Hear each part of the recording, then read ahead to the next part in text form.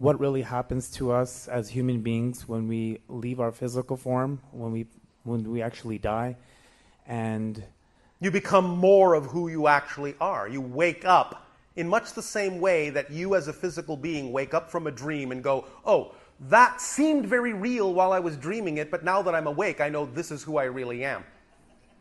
Well, it's very much like that. Physical reality suddenly seems like a dream you're waking up from, and this is who you really are.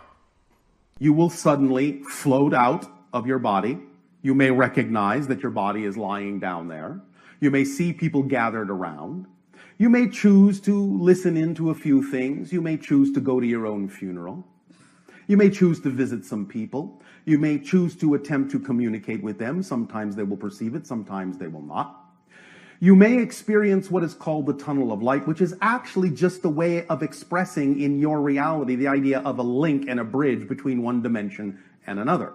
And as you open up into the other dimension of spiritual reality, non-physical reality, most of you may experience being greeted by the non-physical spirit counterparts of people that you have known in life, or the idea of what you call people from other lives. You may thus then experience the sensation of unconditional support and love, expansiveness. It will be like waking up from a dream, in the way that you wake up from a dream now and go, oh, well, no matter how real that dream seemed, this is actually who I am, and that was just a dream. So death will be similar to that as well. This is who I really am, and physical life was just a dream. You will have what is generally called a life review. You will experience every single choice you made, every consequence of every choice you made, and you will actually feel it and everything that anyone else felt as a consequence of the choices you made, as if it's all happening to you, because it is all happening to you. This will happen really in the blink of an eye, even though it may seem to be somewhat stretched out, because it's an entire lifespan in the blink of a moment, but you can focus on any part of it that you wish, and you can make it seem to last however long you wish it to last. And the idea is that you will use this as a learning experience to balance yourself in recognizing the choices that you made and whether or not you really would have preferred to make a different choice or not. And you will add that perspective to your overall knowledge as a soul. Do we retain our consciousness? You do, because everything is conscious. Do we retain our memories? You do. And actually, you have more access to more of them. Nothing is lost. It all moves forward together in the same way, by analogy, that you are no longer a child, but you still retain all the experience and the memories of being a child, to whatever degree is relevant for you, even though you are now adults. You can move forward as an adult, yet you can easily call upon any memory of childhood that serves you at any given moment. So it's similar in that sense. You don't lose it. The identity and the personality of the physical being remains with you. You can access it and call upon it for experiential purposes at any moment you wish, as you even move on as a spirit into different realms and realities. Do we reappear in another physical form? You can, but it's not a reappearance. Remember, all things exist simultaneously. There is no such thing exactly, literally, as reincarnation. It is multiple simultaneous incarnations all existing at the same time. So you are always you. You never become another version. Another version, another life is them. But you both coexist and are connected to the same, what might euphemistically be called, oversoul.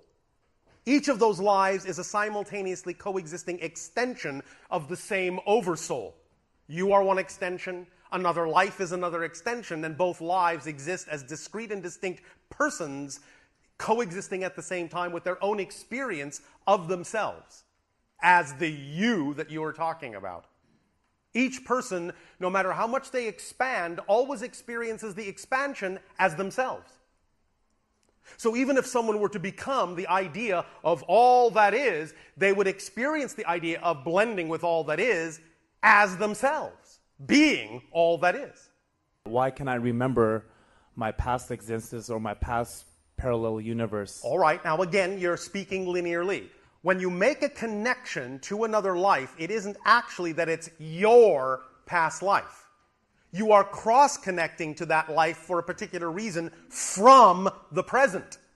You're cross-connecting and have so-called memories because the connection brings the information from that life in a way that you need it to apply it in this life, even as you're doing the same for them, and they are bringing memories and experiences from your life to their life simultaneously, from what they might call a future life, but that's an illusion.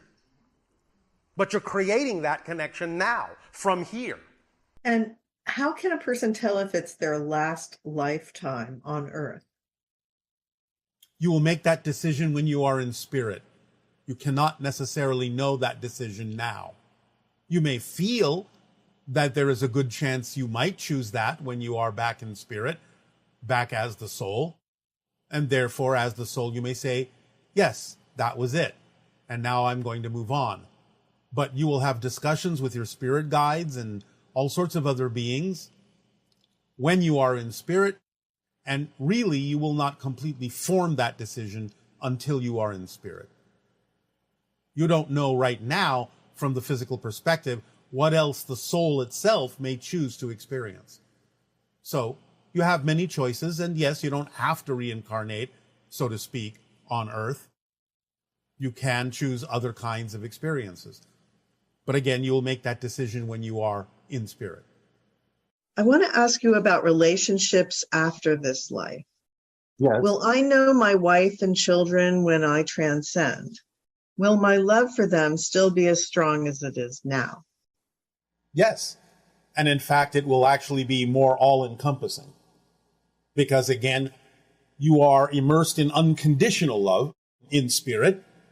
So it's not in a sense that it's stronger, but it's broader. It encompasses more. You see more deeply into that particular being. And yes, of course, you will experience them and many others in the afterlife, so to speak. Our human species, we are if we are evolving, You are. then we are going to eventually change into another form. I mean, like for yourself, if you're, I mean, I don't know what kind To of form. some degree, if you are. You're going to remain somewhat human in the sense of your continued human evolution, but at the same time, when you move on, so to speak, you will find that you may not necessarily feel like being human anymore. But it's up to you. So what is the other choice when you say not being human? Is that another physical form, or is it It just can be. But is it again, remember, cellular all form? these things are happening simultaneously. Although you can create the experience that you are choosing this linearly. And that's what you're actually referring to. What kind of an experience can I have in terms of choosing another kind of physical experience? And you can do that if you wish. You can become something similar to human. You become completely non-human in terms of physical beings that exist within the cosmos. Or you can remain, so to speak, as energy, as spirit, as consciousness, a higher dimensional being, a trans-dimensional being, a trans-temporal being. You can become many different kinds of consciousness expression. There is no skipping. There is no skipping by your own choice. I will tell you a secret. It's really this simple. Will you do us a favor? Yeah. Lie down on the floor. Lie down on the floor. What, belly down?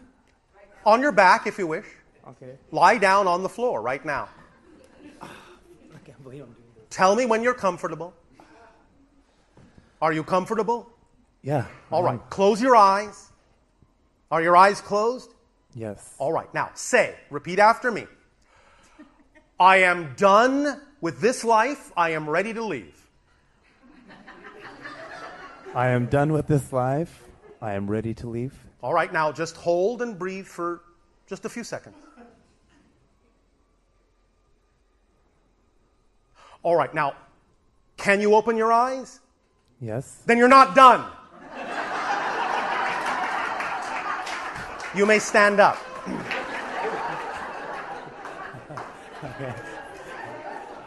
This is what we are saying. You have planned this out according to your own reasons and your own choices and your own experiences for your own exploration of the themes you wish to explore. And if you were actually done, you would be gone. And it would be that simple. You would say, I'm done. I would lie down, close my eyes. I'm gone. And you would be gone. You would not be able to wake up. If you can wake up, you're not done. Because you would leave if you were really done. Why do we have that? Why can't we not have that choice if we are God within ourselves? It is a choice. That's So- what you're missing. You made the choice to continue to explore something. That's why you opened your eyes and stood up. Because you made a choice to explore something that requires a little more time. And that's part of your acceleration in the way you chose to have it. So in other words, I have to leave, Don't have to. or my This is choice what you chose. But my choice will, if I do take that choice, and Yes, then I'm not able to open my eyes back up again. Then correct. But the point is if you are able to open your eyes up, then you must have already chosen to incorporate the idea of your acceleration by further activity in physical reality, and that's the way you actually wanted to do it. Otherwise, you would have left. It really is that simple. Even when someone dies physically, you are actually still given a choice to continue the physical life. Many of you have actually died, but have chosen to continue to live that physical life. Sometimes you don't know it, you don't remember it because it doesn't serve you to remember that moment of choice. Sometimes you create for yourself the idea of what you call a close call. right. Ooh, I don't know how I got out of that alive. But I seemingly did. Well, the truth is you may not have. You may have actually died. But then the guides may have said, are you sure you really want to go on? Or did you want to continue the life in a parallel reality to make it seem as if you want to explore something in that life that's still going on, but you know it's a parallel reality? And you said yes. So then you will simply wake up and go, wow, that was a close one. Maybe not even remembering that you actually died and were given a choice to go on or come back. So the point is you're always in control of what's going on. So if you are still here, if you can still open your eyes, you must have made a choice that says that continuing to experience this physical reality in the way you're experiencing it is actually part of the way you wanted to evolve. There's something that's going to happen that will add to you in a way that simply going into the non-physical won't give you. Otherwise, you would leave. There is something here you're excited about doing, otherwise you would leave. Because it actually is that easy. All right? You have to learn to trust that. You have to learn that there will be surprises, and if you leave now, they won't happen. And when you get there, you'll go, oh, shucks. I was going to surprise myself, and now I have forced myself to leave, and now I won't have that surprise I wanted, so I guess now I'll do it again. And again, and again, and again, and again, and again, and again, and again. Or not. It's all up to you. But the point is if you're here, you want to be. Even though you don't know it. You want to be. You have to trust that your life will show you what it is you wanted to be here for. And it will. I have a fear. And this fear, I'm not afraid of what happens after I die. Yes. I'm afraid of how I will die. Well, how do you imagine that you will die that seems so fearful? I don't know. I don't know how I'm going to die. So it scares me, the idea of, say, maybe pain or... So you are saying that you simply prefer not to experience pain. Is that what you're saying? Yeah. That you would like to die simply and easily? Yeah. All right, well then go ahead and do that. Okay. What is it that you believe will determine that transition? Yeah, and I think that's maybe it, is that I think that it's set up for me. Like it's something that is inevitable, and when that happens, So you understand that you set it up, yes? Yeah. Yeah. So do you believe that you chose a particularly nasty way to die? Well, I see I don't think anyone comes in saying, I want to die like this. Oh, but sometimes they do. Because it depends on what purpose that serves. Now, yes, it's true. For the most part, people may forget that they have a choice and have made a choice. And so they may just simply let it run its course and experience the idea of pain. But since you're asking the question, that obviously means you have some conscious recognition that it's possible to change that. Yes? Or you wouldn't be asking the question. You wouldn't even consider the possibility that you might be able to consider something different. So the fact that you can ask the question is usually an indication that you can choose right now a way that would work better for you. Yes? Yeah. So how would you like to transition? In your sleep or floating in a pool? Like just peaceful, just like Yes, real all chill. Yeah. Well, then again, there is nothing preventing that. If you believe that it doesn't really serve you, if there's no lesson to be learned that you can't learn in life by experiencing the idea of a painful transition, then there's no need to experience it that way. You do understand that you're in spirit right now, yes? None of you leave spirit. That's your natural state. You are just dreaming that you've left. That's what physical reality is. A portion of your greater being in non-physical reality is pretending that it's no longer in the spirit realm. But you are there right now, the greater portion of you. And this portion that is seemingly the whole of your identity as a physical being, to the version of you that is in spirit right now, is just about the same as the size of your fingernail. That's your physical being, to the spirit that you are. Do we wake up at some point from being a soul back to being an oversoul, or from an oversoul, and so on? How does it all work? When you are a soul, you are totally awake as a soul. You can connect to the oversoul. You can start to experience points of view from the oversoul. The idea is not so much that you wake up as the oversoul, for both will exist simultaneously in the realm of spirit, in the realm of non-physical reality. But you can have experiences as if you are seeing from the oversoul perspective. You can have experiences as if you are seeing from higher perspectives, oversouls of oversouls, and even from the perspective of all that is. But it's not the same as waking up because you haven't forgotten who you are.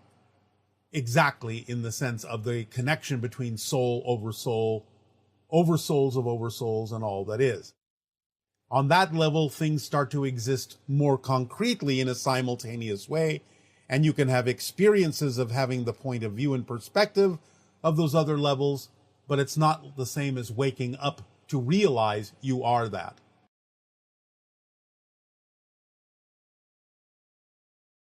And in deep appreciation, we will now begin this transmission with what we have titled The Formula. Many of you have heard us talk about how important it is, how crucial it is to act on your highest passion, follow your highest excitement, and we have delved into, from many different directions, why this is crucial in life, because excitement is the vibration, your physical translation of the vibration of your true self, your true frequency. It is also your physical body's translation of communication from the higher mind. That's how it translates. When the higher mind is communicating with you, it translates as that sensation you call excitement, creativity, love, passion, joy.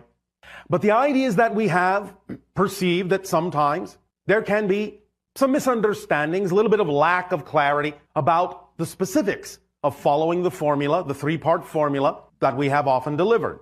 The three-part formula being that you act on your highest passion every moment that you can, to the best of your ability, taking it as far as you can until you can take it no further, with absolutely zero insistence or assumption as to what the outcome ought to be, how you need to get where you're going, or any such specific idea being held on to. This three-part formula, as we have said, will activate the kit of excitement, the complete kit that contains all the tools necessary. But in these three parts, we have discovered that sometimes there perhaps are different interpretations about what those different parts actually represent or refer to. So today, we would like to dig a little deeper, delve a little deeper, and explain, based on what you have before you as your handout, some more specific ideas about what each segment actually refers to. This may not even necessarily be everything, every specific detail, but it will be a good start to help clarify the concept a little bit more. So, Nania, do you have your handout? Come up and read, if you will be willing to assist. All right. All right, so under the first part of the formula, to act on your passion, what is the first subheading? Everyone can follow along. You're talking about number 1, right? Yes. Okay. Take action on the opportunity that contains the highest excitement. Yes, that's the principle itself. What is the first subheading? The highest excitement doesn't have to come in the form of a project or a career. Yes, this is very important to understand because very often people will say, well, I don't know what my excitement is. And often they are thinking that it has to come in a specific recognizable form, some kind of a life-spanning career or long-term project, or come with trumpets blowing. No. When we talk about the idea of acting on your excitement, your highest excitement, we mean it can be as simple as every moment of every day you have a number of options available to you that you are able to take some action on.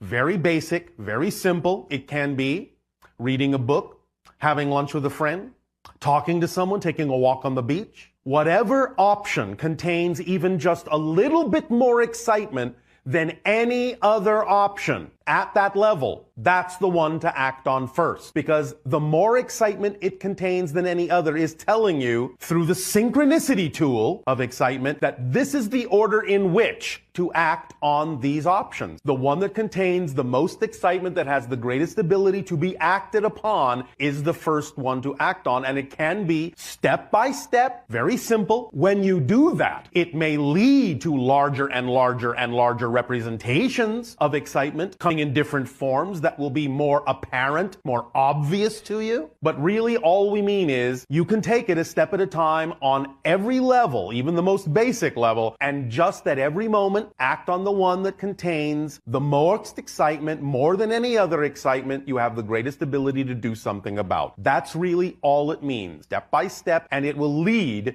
to other representations and other experiences and other opportunities that will allow you to express your excitement in grander ways. And the next subheading is as long as an option contains even a little more excitement than any other option, act on it first. That's as we just said.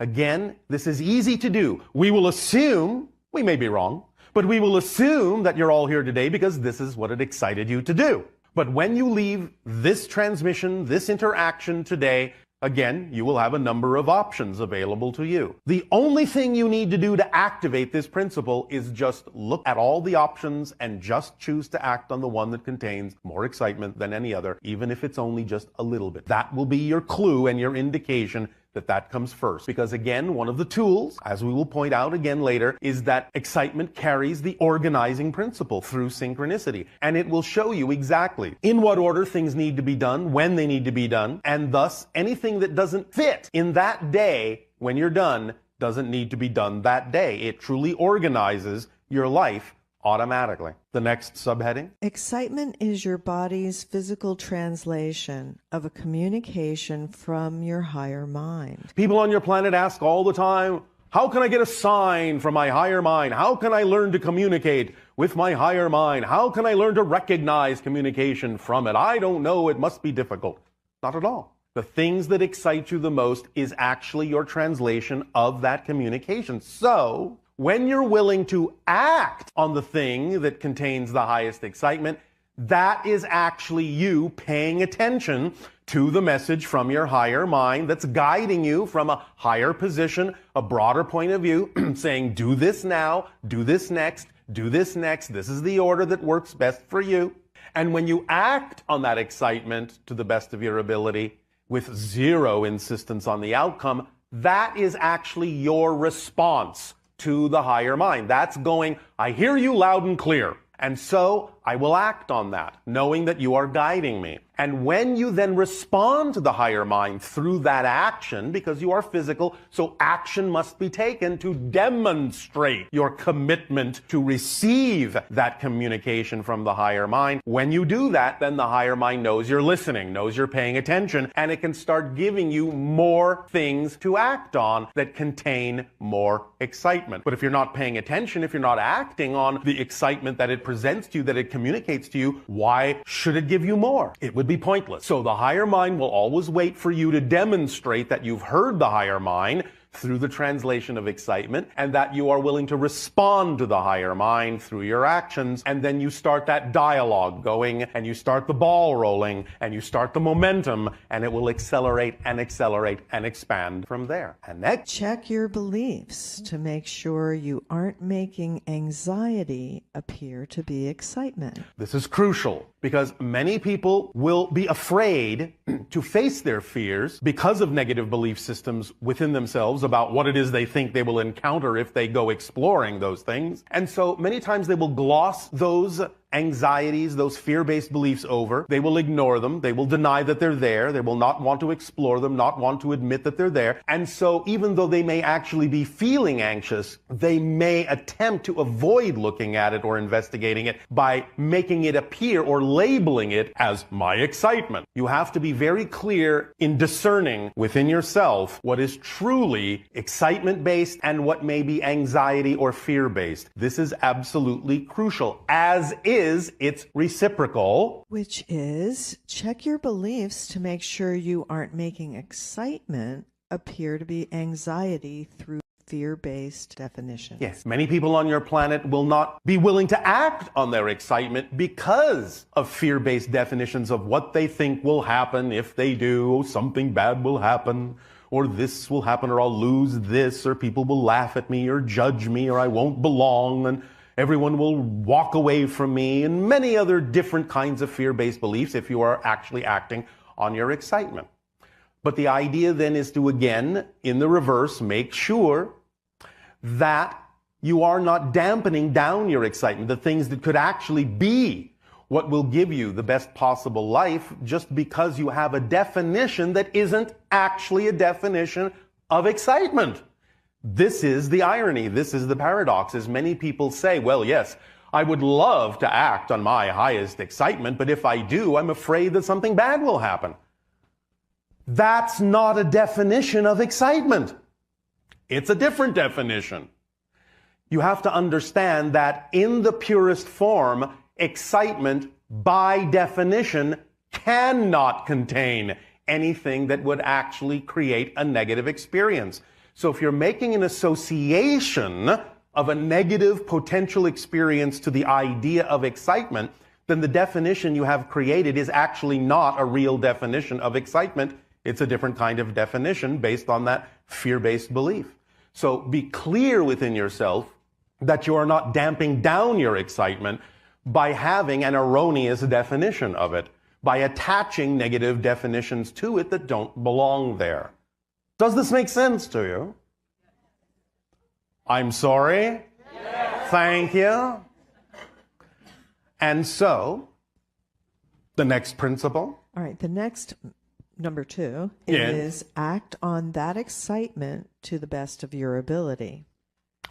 All right, now, as you can see in this diagram, there is a lot of clarification in this particular section, because there are many different interpretations on your planet from different people about what acting on it to the best of your ability actually means. What is the first subheading? Well, the first subheading is use all your skills, talents, imagination, and abilities in taking action. Yes. Basically, this translates to the idea that if you actually are passionate about something, really, truly, you will use everything you've got. You will stop at nothing to allow yourself to express, to act on, to mimic, to mock up, to model, to mirror. Every skill will be brought to the forefront. Every ability that you have will be sought out and utilized and applied in your life to match the frequency of the passion you say that you are passionate about. So allow yourself to go forward full steam ahead when you know you are clearly acting on your excitement. Don't hold back. Otherwise, again, you're not really committing. You're not really demonstrating to the higher mind that it's a full commitment, that you actually believe that this frequency is representative of your passion, or this opportunity, or this doorway. Use every skill you have as best as you possibly can, and it will accelerate you greatly. And next, Okay. Act to the fullest degree you are able to act. Again, this is a reinforcement of understanding that you must go all the way to the degree you are truly able to act on it. Not only bringing all the skills, but taking it as far as you can until you can take it no further. Exhaust every possible avenue. Take it all the way out. Again, if you are truly, truly passionate about something, you will stop at nothing. It will be your driving force. You will look for every nook and cranny, every doorway, every window, every path you possibly can to take it as far as you possibly can until your reality through synchronicity shows you there is simply nothing else that you can possibly do. And next. If more than one opportunity has equal ability to be acted upon, choose either, and it will show you whether or not to continue down that path. Again, through synchronicity, the idea is that if it seems to be that there are equal opportunities with equal abilities and equal excitement, it really won't matter which one you choose first. You might as well just flip a coin. Because if it is not the path of least resistance for you, it will be self-contained within the toolkit of excitement, and something will happen synchronistically to demonstrate to you that that wasn't necessarily the choice that serves you best. That ability, that reflectivity is built into, automatically built into every single opportunity that you act on if it is being acted on to the best of your ability from your highest excitement. And using the coin analogy, we are serious about that because sometimes the idea is you don't really know which one might be representative of your highest excitement sometimes until you actually flip the coin. You may think they're equal, but sometimes when you flip a coin and say, all right, if it's heads, I'll take path A. If it's tails, I'll take path B. And you flip it and it comes up tails and you go, oh, path B, oh darn, I really wanted path A. You will reveal to yourself in that coin flip what really contains more excitement. But if after even the flipping of the coin, they still seem equal, then again, it doesn't really matter which path you take. For if it is not the path of least resistance, if it is not the path that serves you best at that moment, it will contain what it needs to contain to reflect to you that you need to choose the other path, because this is an automatic guidance system. It is an automatic self-perpetuating, self-guiding system, self-correcting system. It contains everything that you need. So you can utilize it that way as well. And next. Keep acting on it until you have no more ability to act. Again, take it as far as you can until you can take it no further. And again, be clear about the idea of what it means to have an ability to act on something. And this is where we get into some of the other definitions in this segment, is there are many different interpretations on your planet in people's minds about what it means to have the ability to act on something. So let's continue with the clarification. When you can act no further, choose the next most exciting thing you are able to take action on. Again, you will come to crossroads in acting on your excitement when it seems the excitement is exhausted, when it seems there is nothing else you can do, you've taken it as far as you can. Then again, when you come to those crossroads, you just repeat the process. You look around for the options that are available to you at that moment on any level, and you simply act on the one that contains more excitement than any other. And you keep repeating that process over and over and over and over and over and over again. And if you always do that, then your life will always be as exciting as it possibly can be at that moment, because you're always choosing the thing that contains more excitement than anything else. And you just keep on doing that. And why? Because you have given yourself no other choice, no reason to choose anything else. That's why. And that's as simple as it needs to be. And recognize the signs, reflections, and agreements that indicate an inability to take action. again, this comes back down to the definitions of what ability means. Now, each and every one of you has different abilities. Each and every one of you has a different relationship with the collective. Each and every one of you may have different ways of doing things, and so what works for you may not work for someone else, and vice versa. So you have to really be aware of what your abilities are and what the synchronicity of your reality shows you, you are able to actually do and not do. And physical parameters, laws of society, moral values, and ethical standards can all indicate whether or not you have the ability to take action. this is the biggest one that needs the most clarification on your planet. Now, some of them are relatively obvious. Physical parameters.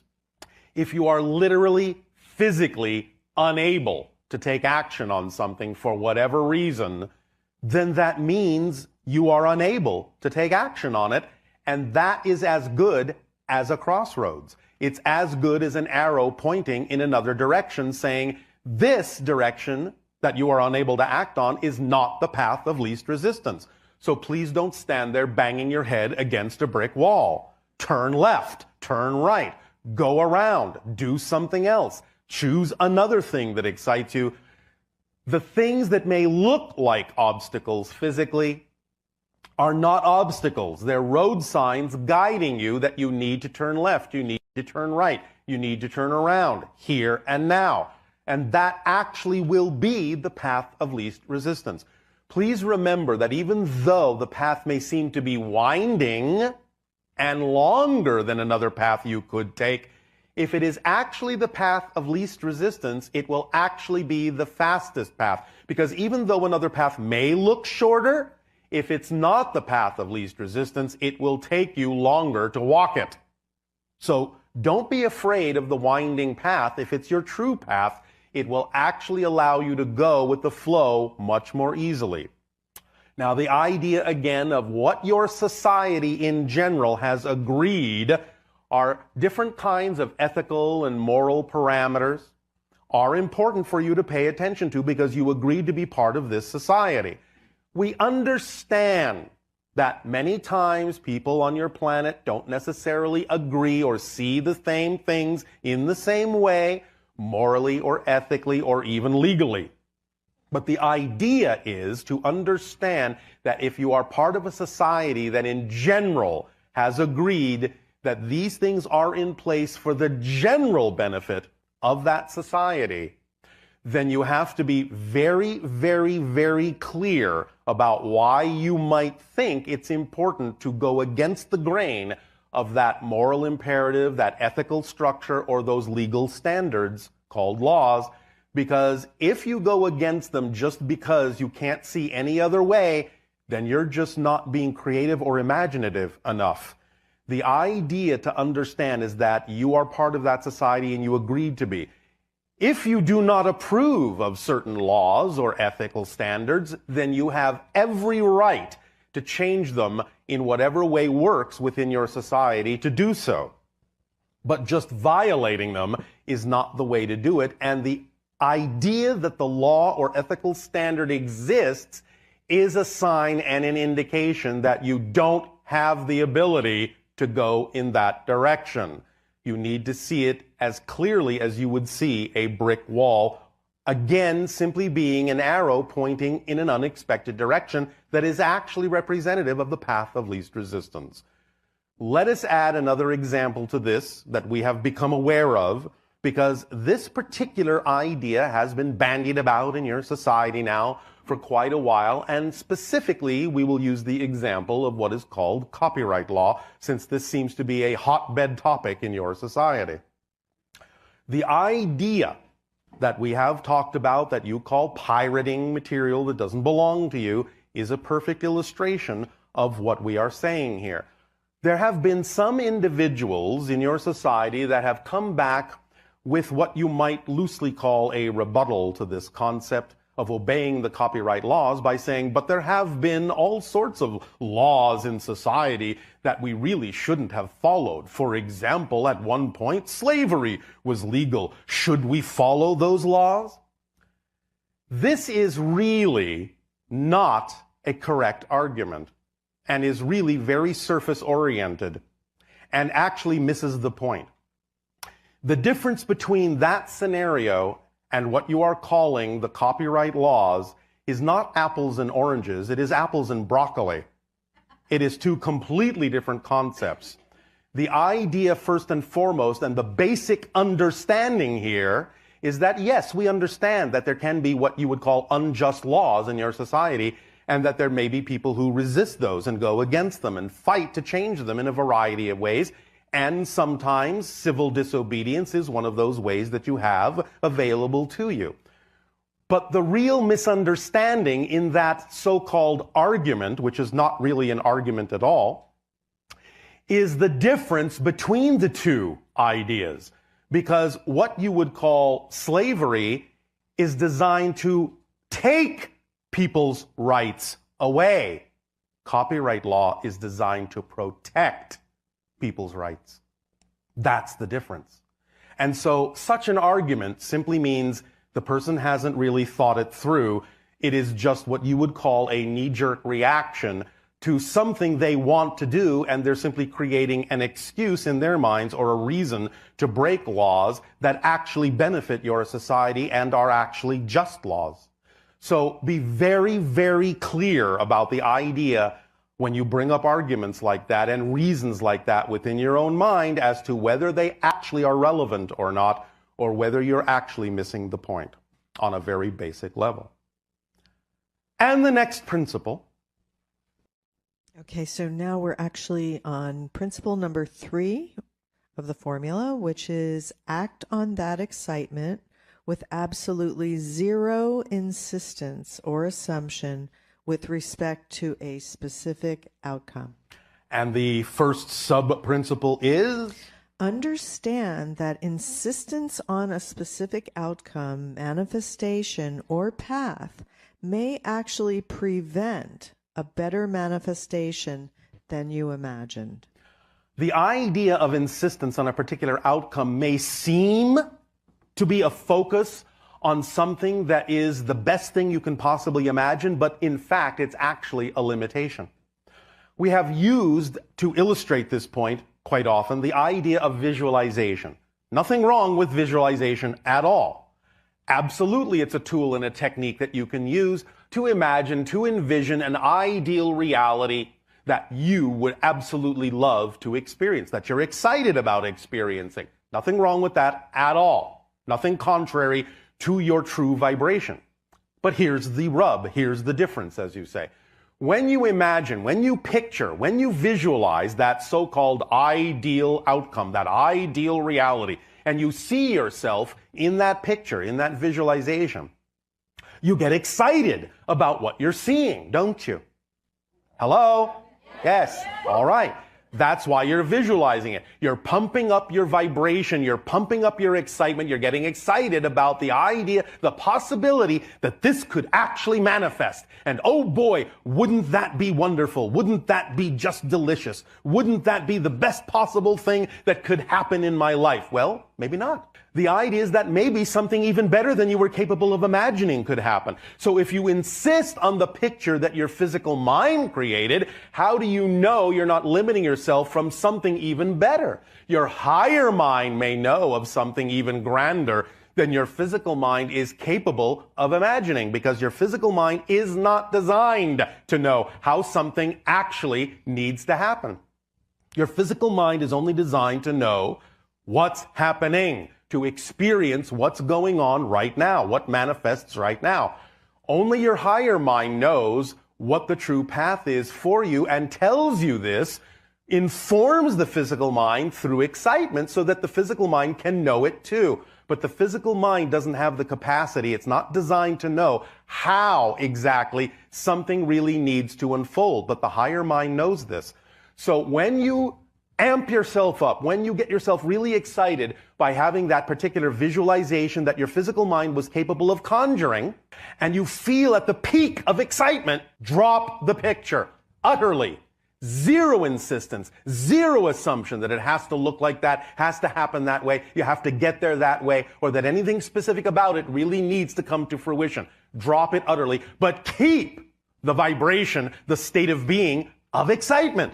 Then you are the driving engine itself that you have now made room for the manifestation that the higher mind can bring to you that is actually representative of that state of excitement, which may be far grander than your physical mind was capable of visualizing. So when you understand that insistence on a particular outcome is actually a limitation, you will drop it, as you say, like a hot potato. Or perhaps some of you will drop it like a hot potato. And the next. The thing itself that excites you may not need to come to fruition. It may only excite you to get you to take action in order to create the state of being in which that thing actually needs to manifest. So again, yes, the idea is that when you drop the insistence, when you drop the assumption in that context, you will start to realize that sometimes things will excite you, but not for the reason you think. If you are holding on to certain beliefs that may make you resistant to moving in a certain direction, a direction you may really need to go in, something may crop up synchronistically in your life that will get you to move in that direction because it looks so exciting you just can't resist it. But never assume that the thing that excites you and gets you to move is the thing that actually has to manifest, because its job may only be to get you off your butt. And that may be it. And once you are moving, and once you are acting on your excitement, and once you're in that state of being, then the thing that really needs to be acted on and may really need to manifest can crop up as an opportunity and a circumstance before you. But never assume that what crops up actually has to be it. It may only be the thing that ignited you to start moving so you would have the momentum to take advantage of what really needs to manifest in your life. Okay, well, acting on this three-part formula with integrity aligns you with the complete toolkit of excitement that... When we say it's complete, we mean it's complete. If you need a refresher course on what that word means, please consult your local dictionary. Complete means it leaves nothing relevant out. That's the final piece of the toolkit. But first and foremost, and again, please remember, the toolkit is automatic, self-guiding, self-perpetuating. It works flawlessly all the time. And it becomes, when you activate this three-part formula of acting on your highest excitement every moment that you can to the best that you are able, with zero insistence on the outcome or how you get there, the methodology or anything like that, then you activate the kit to work for you in a positive way, and the kit becomes the driving engine. That's the first tool that moves you through life, accelerates you. It becomes the organizing principle in your life. Again, as we mentioned, through synchronicity, showing you exactly what needs to be done in what order and when. And whatever doesn't get done by the end of the day when you are excited about being tired and going to sleep, which is also an excitement, then it didn't need to be done that day. Because again, it's the organizing principle, and it knows exactly how to fill your day perfectly. And again, please remember that when we talk about acting on your excitement, we don't mean, as we have said very often, that you have to be jumping up and down with your hair on fire. Excitement can be a sense of balanced peace.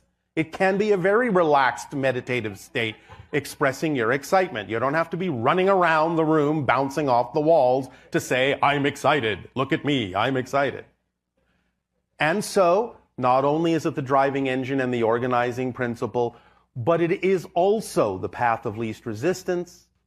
It is also that which connects you to all other expressions of excitement. Even if on the surface they look unconnected, it's the excitement that tells you that they are. It is also what gives you support in life, in all the ways you need it, in all the forms it needs to come. Whatever form of abundance that may be will be the form that needs to be there. So again, drop the insistence on what form in which abundance may need to come. Because again, you don't know what form actually may serve you best. If it's money, which we understand you have on your planet, then that's the form it'll come in. But if that's not the path of least resistance, another form of abundance may need to crop up, such as simply being gifted something. That's a form of abundance. But you must trust the synchronicity and the way your life unfolds in order to be open to all forms of abundance and not be insistent that it must come in a certain form, which again, paradoxically, closes the doors to which all other forms of abundance may actually reach you through. It also contains the reflective mirror, this kit, that reveals to you, as you're acting on your excitement, as you're moving forward, it reveals to you, in no uncertain terms, by bringing them up to your attention, anything that may be in your subconscious or unconscious mind that is out of alignment with your true vibration. Any negative fear-based beliefs that are out of alignment, it will bring them to your attention. So when you're acting on your excitement and suddenly one of these fear-based beliefs comes up, don't label that as something having gone wrong. That's exactly what needs to happen, because you need to be aware of these things. You need to identify these negative beliefs consciously in order to see that they don't belong to you, in order to see that they make no sense, in order to see that that's not what you prefer, in order to consciously realize that's not what you prefer to choose. And once you let that go, then you will add its energy to your excitement and you will continue to expand from there. And once again, this being a complete kit, it leaves absolutely nothing relevant out of your life. That's what we mean by complete. It will contain everything you need in perfect place, in perfect timing. You will find yourself synchronistically where you need to be, when you need to be there, with whom you need to be, doing what you need to be doing. All these things are automatic, and if you're willing to go with the flow, you will start experiencing this synchronicity in that way more and more and more and more. Life will become more ecstatic. It will become more effortless. It will become more joyful. It will become more creative. It will become more loving. It will become more aware of who and what you are. Know thyself. This all boils down to that. Know thyself. The ultimate formula. Be aware of your definitions. Be aware of what you're choosing. Be aware of what story you're telling yourself and living out. And choose the ones that you prefer instead. Again, this may not necessarily contain every single detail, but for now it is sufficient. And if you are willing to follow these guidelines and allow yourself to learn very effectively and make them your own, these principles and sub-principles, and remind yourself, if you find yourself slipping a little bit, go back to the sheet, remind yourself of the details here, of the precise definitions here, and then just move forward. Does this sound like fun? Yes. All right.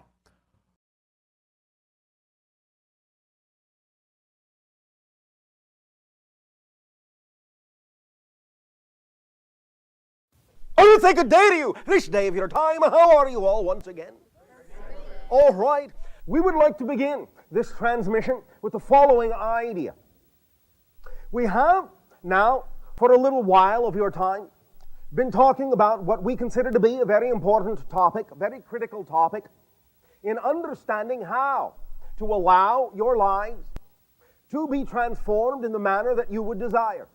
Notice that we utilize your word allow rather than use the word make. Allowing is the key. And this is why. What we will now talk about will be the issue that many of you have begun to understand, that is called the issue of surrender. And when we utilize that term, we do not mean surrender in the negative sense, in that you are creating a sacrifice within yourself, or in a sense giving up something which you truly need. We are talking about the concept of surrender as the true acceptance of your total being, of your total self, and the letting go of those aspects of your personality that only limit you, that in a sense are imposed upon you from childhood, that may not really be representative of who you are at heart, who you are in the core of your being. That is the type of surrender we are talking about. The allowance is to allow yourself to believe, to know with certainty that if you will be willing to let go of old ideas, old patterns, old beliefs, old definitions, and accept the being you were created to be in the image of the infinite, then you will be able to see, by surrendering those aspects of your personality that don't serve you, you will be able to see your life begin to reflect back to you those aspects of your being that are truly you. For physical reality, as you call it, is really nothing but a mirror. And I mean this quite literally. Quite literally. You have on your planet a device called a glass mirror. And when you look into a mirror, you will see the reflection of your face. Now, if your reflection is wearing a frown, you do not reach out and force the reflection to smile, but you yourself choose to smile instead. Physical reality is exactly like this. If you see things in your life and they are not necessarily reflective of what you prefer, of what you know to be representative of your true self in your heart of hearts, your natural core true being, the idea is not to attempt to manipulate the outside reality reflection in order to bring things back into alignment, but that you must change yourself within yourself first, so that your physical reality, being the mirror that it is, can reflect that change back to you. So just as you know, you cannot manipulate the reflection in a glass mirror in order to see the face smile, but instead must smile first, so too you can be absolutely assured that you know that if you do smile, you will see the smile reflected by the mirror, for the mirror has no choice but to follow suit. And therefore you can be assured that if you change inside, if you change yourself, your physical reality has no choice but to reflect that back to you. It must follow suit, for it does not have a mind of its own. But we know that when you are brought up with ideas that can make you doubt yourselves, then you can play all sorts of complicated games in your mind about whether or not your reality is going to reflect the truth. You can not be certain that it will reflect back to you who you are. You can pretend that it has the ability to do something contrary to what it is that you give off. But it can't. It really cannot. This is simple physics. We want you to understand that many of the things that we will be discussing this day of your time, the many principles that we will be sharing and discussing that have to do with your ability to change your lives in the way you prefer, will not just be left to the realm of philosophy. Oh, that sounds like a nice idea, but how does it work? Oh, that's all well and good to say that thing, all lovey-dovey, as you say, but what practical use is it? We will not leave it in that realm, but will allow you to understand that the tools, the concepts that we are sharing with you are truly concepts of physics, action, reaction. You will be able to see, by applying these principles, effects in your lives, physically, because we're not just talking about philosophical concepts. We are talking about physics. We are talking about the way reality is created. We are talking about the way life actually works in your physical dimension. So we know that this comprises a type of tool kit, and if you will keep the tools sharp and will apply them steadfastly, then you will see that they will do their job. And all you have to do is do the job of being yourself in order to use them properly. Now, what does this entail? Well, first and foremost, a very important principle. Doing the job of being yourself, first and foremost, means this, that you must treat yourself with love and respect, that you must value yourself. We can tell from interaction and observation that many of you have been taught to devalue yourselves, to think yourselves unworthy, undeserving, to think of yourselves as less than you were created to be. And as long as you choose to continue to devalue yourselves and doubt your own self-empowerment, then these tools will not be as effective as they could be. For if you are not functioning holistically, you cannot expect the tools to do their job fully. So the first principle is to understand that unconditional love must be given from yourself to yourself first. For if you do not love yourself, you will not be able to love anyone else. And we understand that you have what you call on your planet a golden rule that you usually quote as, do unto others as you would have them do unto you. However, a more precise understanding of this golden rule would really be, psychologically speaking, you will do to others what you are willing to do to yourself. So when you devalue yourself, when you do not think you are worthy, certainly you will not attach any value to anything or anyone.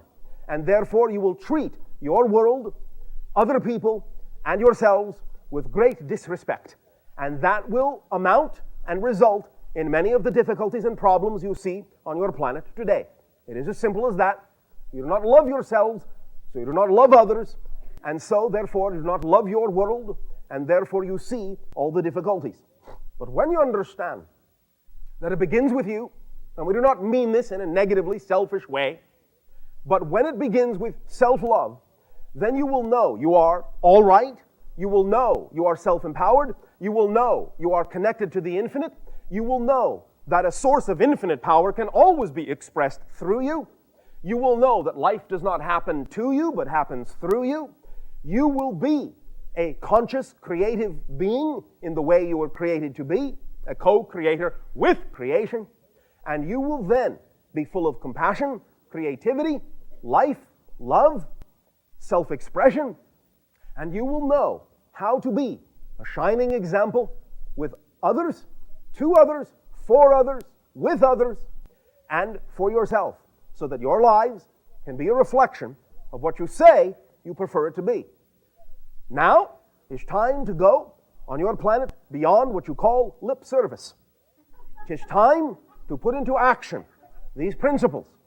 And so this is why it is important to understand that we are not just talking about nice ideas that you can just keep talking about and thinking about and run around in your heads and say, oh yes, that sounds nice. We are talking about principles you can put into action, that you can apply and get a result from, so that you can see and experience that result, and in experiencing that result, you can then know that these tools work.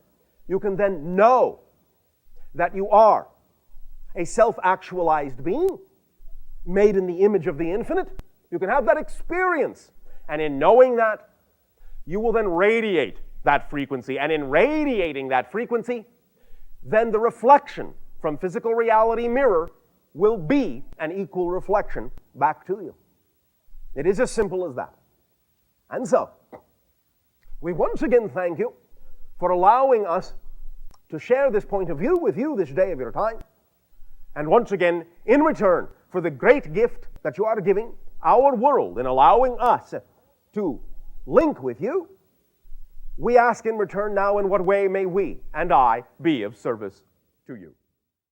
Now, let us talk a little bit about some of the ideas of the kinds of dreams that will manifest in your 21st century that you can participate in. And we will come back to a little bit more discussion later of the personality construct of belief, emotion, and thought patterns and action. But let us look ahead into an alternate now. Now, because the future doesn't really exist, it all exists now. What are some of the exciting things that are going to be created by you in the 21st century? Well, very important area that is going to be expanding is the idea of information. So many more of you are going to allow yourselves to find new and exciting ways to receive and share information about so many different things. Whole new companies will come into existence just for the sole purpose of being able to collect and share information. The idea of your so-called internet is the infant version of this idea. Eventually, Any information available to anyone will be available to everyone, everywhere, at any time. You could be on top of the highest mountain all by yourself. You could be at the bottom of the deepest ocean all by yourself. But you will invent techniques in order to be able to tap in to know anything you need to know at that time, at that place, no matter where or when you are. You will be able to figure out how to allow the entire planet itself to become one internet. You can be connected to it all the time if you wish.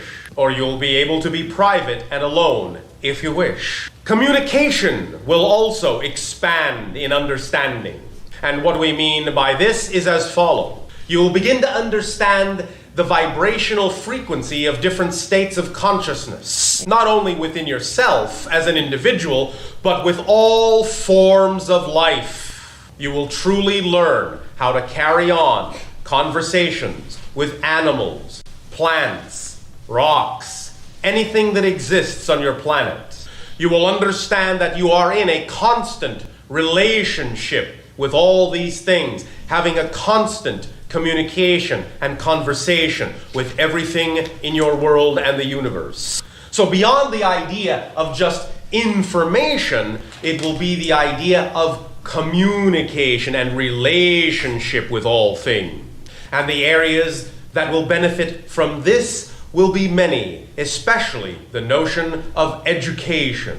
The education of your children and yourselves will become much more experiential. You will not just sit and listen, you will do and learn. Whole environments will be created to give you experiences in which you can learn new things with all of your senses. Because when you are given a real experience, then you learn more and retain more of that information and can apply more of that information into your life. And so experiential education will expand on your planet. The creation of new stories in new ways. More the idea of being in a play, to read a story rather than just having it read to you. You will take parts and become the story, acting it out. And you can become, in a sense, everything in the play. An ancient technique in Atlantean times was as follows. In order to teach children, they were put in what you would call a more hypnotic state with the beating of a drum.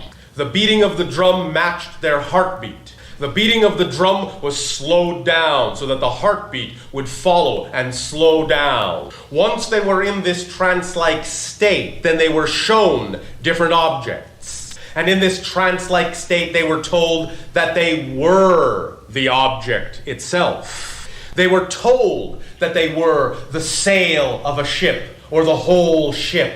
They were told that they were a specific crystal or a specific animal. They were told they were this animal and asked then to feel what is it like to be this rock or be this animal. And thus by playing this part, they would learn about this thing by actually being it and knowing everything that they needed to know about it. So by playing out the story and being the characters and being everything in the story, you will learn more about everything and everyone in the story and live it. You will absorb the knowledge of the story into the cellular structure of your body, and it will be easier for you to apply the lessons of the story in life because they will have become a part of you. As each and every one of you individually, from this point forward, follows and acts on your highest excitement, you may find yourself being attracted to creating new ways, new companies, new techniques, new projects that are similar to some of the things we are describing here. You will learn to trust that your imagination, when you act on your excitement, will bring you everything you need to understand in order to know how to create these things and help the world change. You must trust that your imagination will always bring you the best technique that will work for you in terms of how to act in the direction of your excitement.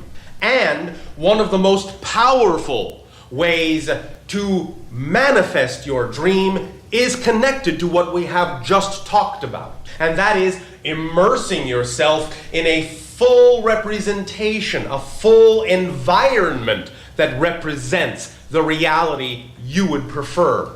So when there is a reality that you would like to create that doesn't yet exist, one very strong technique and powerful technique you can use is to simulate it as close as possible. What this means is as follows. If there is a place on your planet that is more representative of your joy, more representative of the environment that would exist in the place where you would do this exciting thing, it would be better if you would actually be in that place. Now, if for some reason you just find that there is no opportunity presenting itself to you to actually travel to that different location that is more representative of your joy, then you must simulate it where you are as closely as possible. Create the environment as closely as possible around you so that you can practice being in that reality.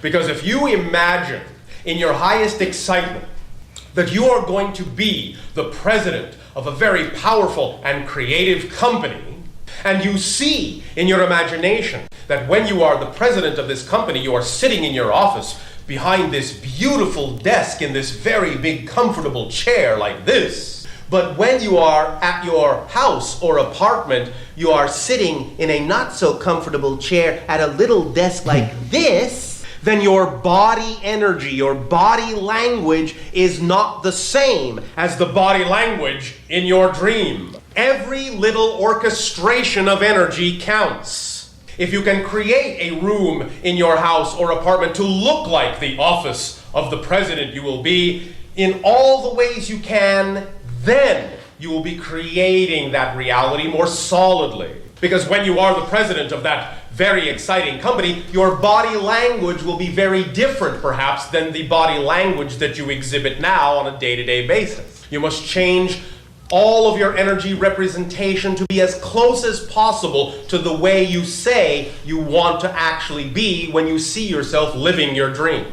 And so, the idea then is that the closer you can match what you see in your imagination, the more real your body consciousness will believe it is, and the more real energy you will project out that will transform your reality. So, to use another brief example, if your dream is to become a very famous actor, beautifully delivering plays on stage, then find a stage and go on the stage and go through the motions and act out the play and see the audience before you in the seats. And the more people you can ask to help you run through the practice version, the more real it will become. If you can get people to act with you on the stage, then invite them to do so if they would find that exciting. If you can get people to be the audience watching the play and they are excited to sit in the seats and do that, then invite them to do so. Get as close as you possibly can to the end picture, the big picture. If you cannot find enough people willing to act on stage or sit in the audience with you,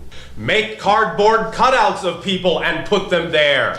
Because it will make a difference to your body language if you are actually acting with and acting for something that your eye goes to. Do not put limits on your imagination. Get as close as you possibly can to simulating the dream you say you want to live. And practice it and practice it and practice it and make changes if the changes are more exciting. That energy will radiate out into the world and attract to you all the circumstances, situations, and opportunities that will allow it to come to pass, to come into reality in the easiest possible way. But these opportunities will come in the form that represents your highest excitement. They may not appear to be connected to the dream, but if they contain the highest excitement and you have the greatest ability to act on them, that's what lets you know it is connected. So let this vibration and everything we have discussed with you in this communication sink in and become real. Feel it in your cells. After your nourishment break, we will have some questions to help refine the details of these ideas. Are you excited about taking your nourishment break? Then enjoy your break and we'll resume communication afterwards.